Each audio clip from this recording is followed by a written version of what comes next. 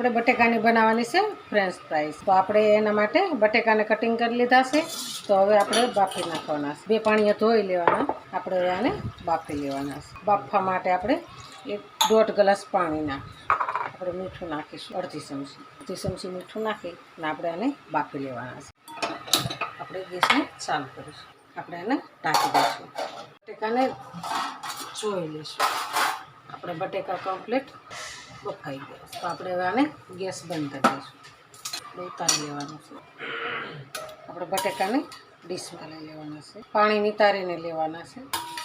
આપણે એની અંદર લીલા ધાણા નાખીશું, સ્વાદ પ્રમાણે મીઠું નાખીશું, ગરમ મસાલો નાખીશું, હિંગ નાખીશું, લાલ મરચું નાખીશું, 1 ચમચી આપણે ધાણા જીરું નાખીશું।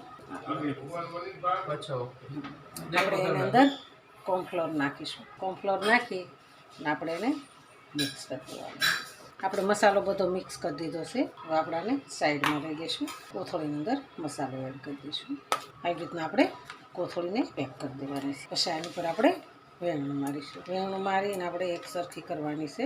તો આવી રીતના આપણે સેટિંગ કરીશું। આપણે કમ્પ્લીટ તૈયાર થઈ ગઈ છે। આપણે આને 5 મિનિટ ફ્રીઝરમાં મૂકી દઈશું। ફ્રીઝરમાં મૂકવા માટે આપણે આ એક છીબો રાખીશું। આપણે 5 મિનિટ થઈ ગઈ છે, એકદમ મસ્ત થઈ ગયું।